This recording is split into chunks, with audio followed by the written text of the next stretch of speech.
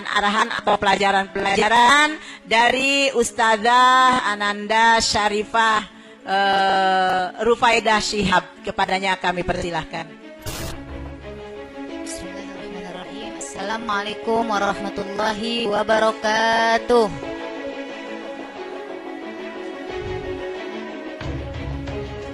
Alhamdulillah wassalatu wassalamu ala Rasulillah wa ala alihi wa sahbihi wa mawalah. Allahumma anfa'na bima 'allamtana wa 'allimna ma yanfa'una. Allahumma zidna ilman warzuqna fahman wa atina hikmah. Allahumma barik lana fi majlisina hadza bi rahmatika ya arhamar rahimin. Ibu-ibu yang saya cintai, alhamdulillah kita bisa hadir di tempat ini dalam keadaan sehat walafiat, sehingga kita bisa bersilaturahmi kembali, Bu, ya. Karena udah lama nih nggak ngaji, saking padatnya jadwal Habib Rizik, Bu. Mungkin saya di sini akan mengingatkan sedikit aja, mengingatkan ibu-ibu dan juga khususnya diri saya sendiri tentang keadaan Indonesia saat ini, Bu, agar kita bisa lebih membuka mata, kita bisa tahu keadaan negara kita tercinta saat ini. Nah, ibu yang saya cintai, sebelum kita masuk ke Indonesia, saya ingin menginformasikan tentang negara lain. Ada 3 negara yang ingin saya ceritakan di sini. Negara yang pertama adalah Tibet. Nah, ibu-ibu yang saya cintai, Tibet ini melakukan kerjasama dengan Cina, Bu. Nah, dia melakukan kerjasama dengan Cina.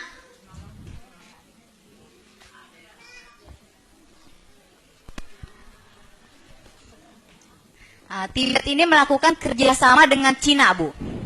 Nah, dia melakukan kerjasama dengan Cina. Akhirnya Cina ikut membantu pembangunan di negara tersebut. Mau bangun rumah, mau bangun jalan, nah gedung-gedung.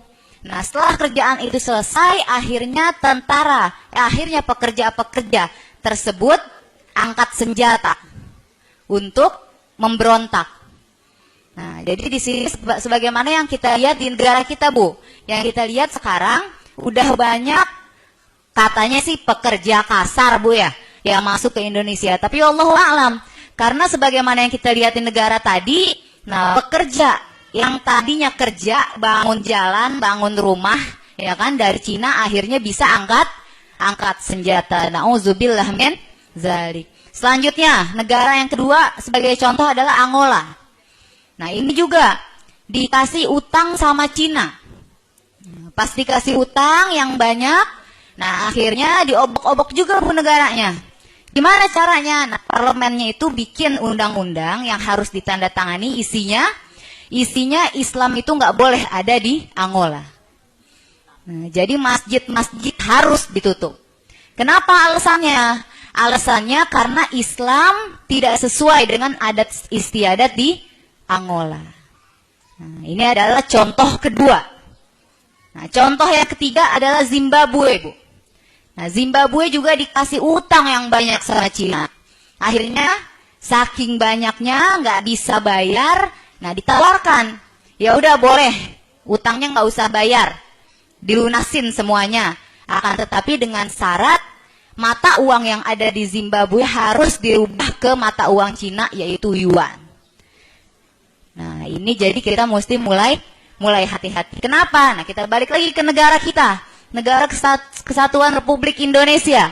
Nah, yang terjadi di sini sekarang udah banyak, Bu, orang-orang Cina baik legal maupun ilegal yang masuk. Ya, Bu, ya, jumlahnya udah sangat-sangat banyak. Nah, ini juga mesti kita waspadai. Nah, karena badan-badan mereka kita lihat nggak kayak pekerja kasar, tapi seperti tentara, Bu. Badannya tegap, bagus, Bu, ya.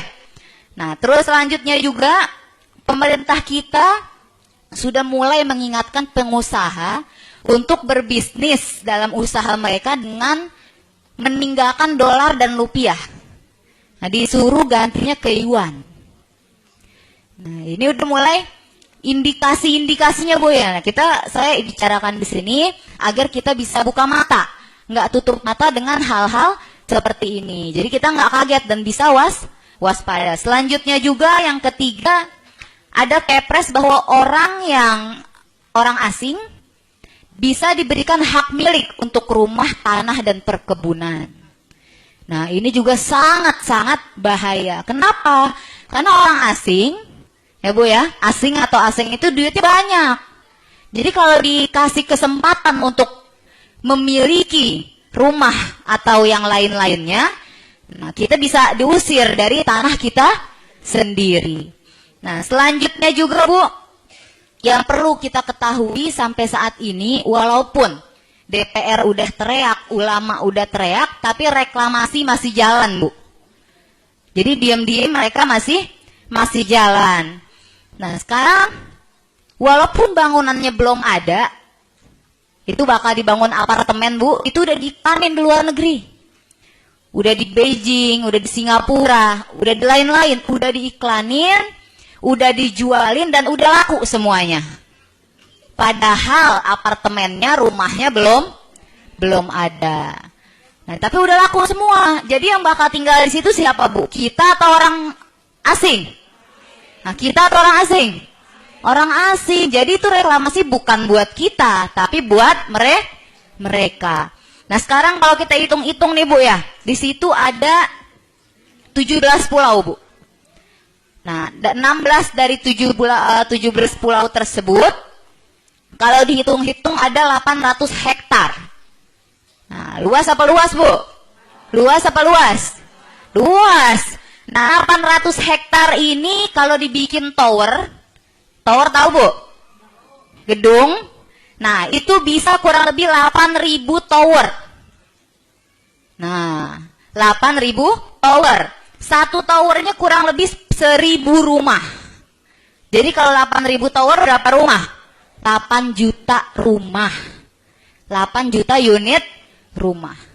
Nah, 8 juta unit rumah ini, kalau satu rumah ditempatin sama 10 orang, berarti bakal ada berapa orang di situ? 80 juta orang asing. Nah, kalau setengahnya deh, kalau satu rumah 5 orang, berarti bakal ada 40 juta orang asing yang bakal tinggal di situ. Nah, jadi kalau seandainya sampai nanti bakal masih ada pilkada, Bu, nah mereka udah nggak perlu suara-suara kita, suara mereka juga mereka udah langsung menang. Na'udzubillah min zalik. Nah, selain itu juga Menkumham juga sudah mengirim utusan ke Beijing. Terus apa yang dia informasikan di sana? Nah, dia informasikan bahwa kalau orang-orang Cina mau tinggal di Indonesia gampang, tinggal online aja. Tinggal online aja. Na'udzubillah min. Jadi udah banyak indikasi-indikasi yang dengan ini kita harus lebih waspada. Nah, dari sini, kami semua di sini mengajak ibu-ibu sekalian untuk bangkit. Nah, bangkit ya semaksimal kita. Ya kan, semaksimal kita untuk menghidupkan persatuan dan kesatuan umat Islam. Baik dalam bentuk apapun, mau ekonominya, mau dalam hal-hal yang lainnya, Bu ya. Siap gak bantu persatuan Islam? Siap gak bantu kesatuan Islam? Nah, jadi insya Allah mulai dari saat ini kita harus lebih bersatu. Jangan ada yang berantem-berantem karena khilafiyah lagi, Bu. Karena urusan kita di depan masih sangat banyak. Ya, jadi udah nggak ada waktu untuk kita pecah belah. Harus dan wajib bersatu insya Allah. Takbir. Nah, mungkin itu saja yang bisa saya sampaikan. Mohon maaf atas segala kesalahan dan kekurangannya. Hadani Allah wa iyyakum ila siratal mustaqim. Wassalamualaikum warahmatullahi wabarakatuh. Terima kasih kepada Ustazah Syarifah Rufaidah.